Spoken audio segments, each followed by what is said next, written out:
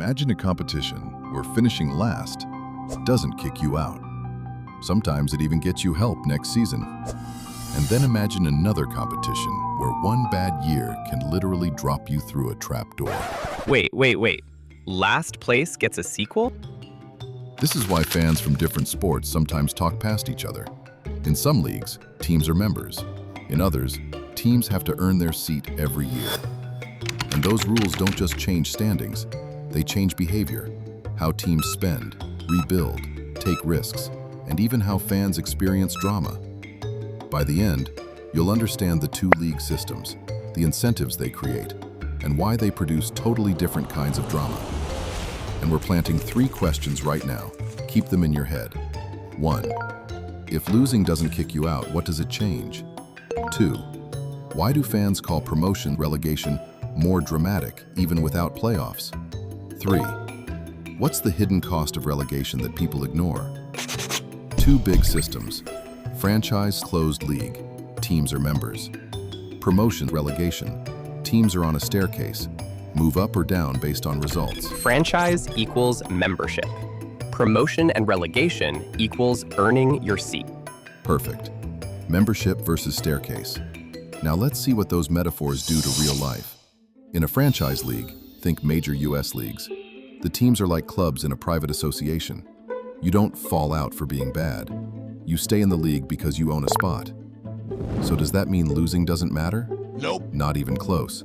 It just means the consequences are internal, not existential. If a league is membership-based, then the league's biggest fear isn't who gets kicked out. It's, how do we keep the product watchable and competitive? Which brings us to open loop number 1. If losing doesn't kick you out, what does it change? In a closed league, losing changes 3 big things. First, money and reputation. Fewer tickets sold, less buzz, harder sponsorship conversations. Fans revolt, media pressure explodes. Second, jobs and structure. Coaches fired, front offices reshuffled, entire strategies rethought. Third, strategy timeline. Because you're not facing a trapdoor, you can plan longer. You can say, we're bad now, but we're building better scouting, better training, a better roster for 3 years from now. Stability makes long-term thinking possible. Think of it like a school where you can't be expelled for failing one semester, but you still feel the pressure. Grades, scholarships, reputation, future opportunities. So what does a closed league reward? Stability and predictability. That's the big upside. Owners and teams can invest, build arenas, develop talent pipelines, think in multi-year arcs. But that also reveals the downside. If a team is poorly run, it can stay poorly run. You don't get the automatic new blood effect. So the staircase fixes that problem? It does, but creates others. Let's see how. Now switch to promotion and relegation, common in European Football League pyramids. This is the staircase. Instead of one league floating alone, you have a pyramid.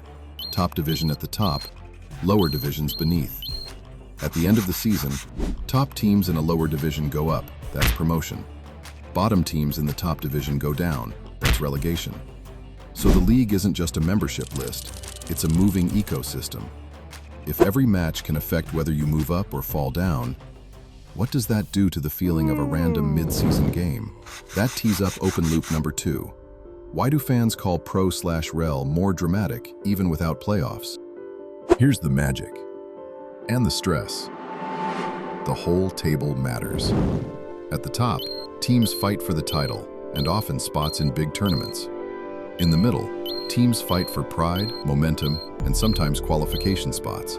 At the bottom, teams fight for survival, because finishing low isn't just embarrassing, it changes your division. So in a pro/rel league, even if you're not winning the championship, your season can still be a thriller. Can we climb into promotion places? Can we avoid the bottom 3?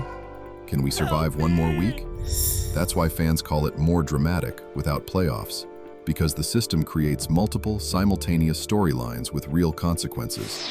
Closed league drama often concentrates at the very top. Playoffs, finals. Pro/rel drama spreads everywhere. Top, middle, Bottom. And here's your answer to open loop number 2. The drama is distributed across the entire table, every week, for the entire season. Now here's where people get emotional. Is relegation punishment? Or just the rules doing what they're designed to do? Here's the midpoint clarity line. Say it with me. People confuse fair with stable, but they aren't the same thing. Relegation feels like punishment because it hurts.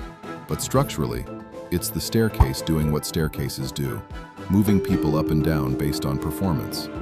In a pro/rel world, consequence isn't just losing the championship, it's losing your level, your exposure, your opponents, your status.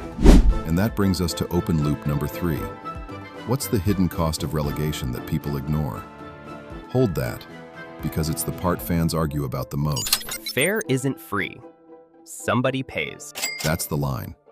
Fair has a cost. Let's talk about who pays and how. One of the biggest hidden costs of relegation is the financial cliff. When a club drops from the English Premier League to the Championship, they can lose up to 70% of their revenue almost overnight. Suddenly, media deals shrink dramatically. Matchday demand drops. Sponsorship interest evaporates. Player salaries stay the same, but income doesn't. And here's where incentives bite. If relegation is a cliff, clubs may start making short-term choices to avoid it.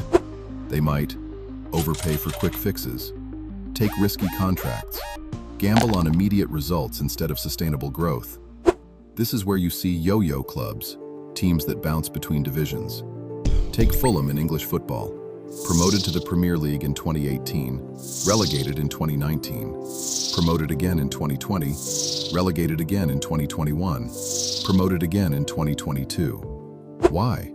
They're strong enough to dominate the championship, but the moment they go up, the competition and financial pressures spike, and when they fall, they reset and try again. Pro/rel can feel like a tightrope, thrilling to watch, terrifying to walk. And notice who experiences it differently. Owners feel financial risk and volatility. Clubs feel strategic pressure, build long-term or survive now. Fans feel the pure adrenaline and the heartbreak. That's not good or bad, it's a trade-off. And here's your answer to open loop number 3. The hidden cost is the financial cliff that forces short-term thinking and creates boom-bust cycles. Now, let's address a common misconception. Franchise leagues have no consequences for losing. They do, just different ones.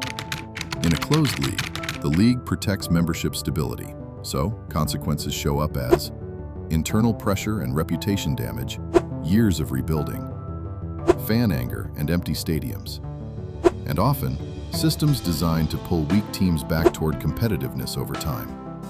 In pro/rel, consequences are more external and immediate. Move down, move up, everything changes. Now we can pay off open loop number 1 fully. If losing doesn't kick you out, what does it change?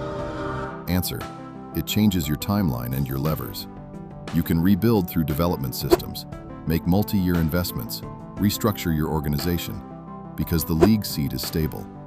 The pressure is real, but the timeline is longer. Here's what you now understand that most fans don't. Every league system is a trade-off. Neither is better. They're designed for different values. So next time someone says, relegation is objectively superior, or closed leagues have no real stakes, you'll know they're missing the framework. The system decides what gets rewarded. And what gets rewarded decides what gets built. If this changed how you see sports, subscribe to Infogrid. We break down the system so you can see the incentives others miss.